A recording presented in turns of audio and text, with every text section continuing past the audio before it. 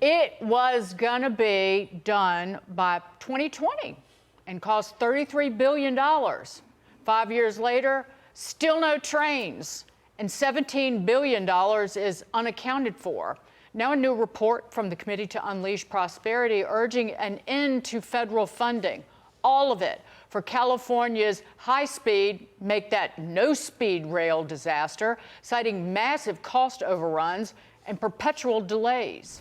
And ever since the project began in 2008, the cost is estimated to have hit almost $128 billion. Our next guest estimates an eventual cost of up to $350 billion.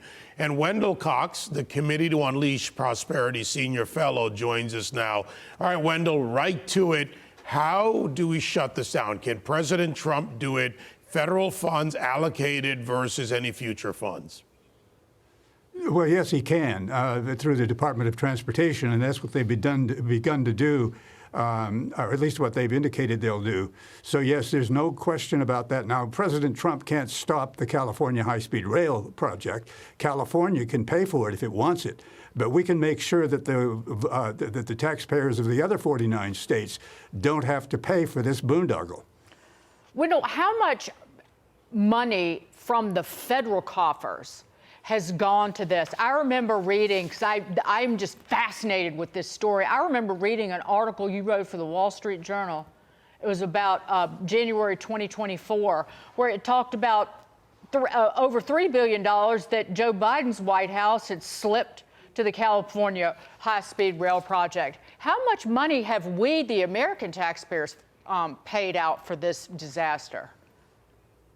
Well, I'm sorry I don't know the exact number, but recently, as you say, there was a $3 billion grant from 2023, and one of the things that we're recommending is to claw back that number, because that money, because there's a lot of that money, perhaps all of it, that hasn't been spent yet. You know, as far as what's been spent, and with the Doge bros in there, can they find this money in any way?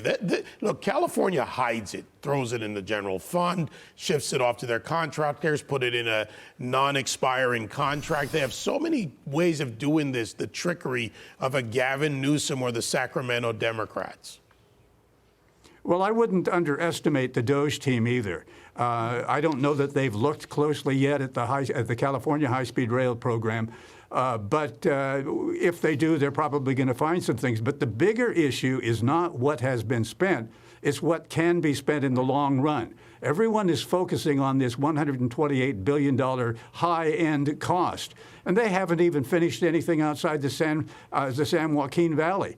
And as I've sort of indicated, this thing could be much more expensive than the $128 billion maximum at the moment, and they have not revised the cost for a couple of years. So I expect a pretty big cost increase coming in the next year or two.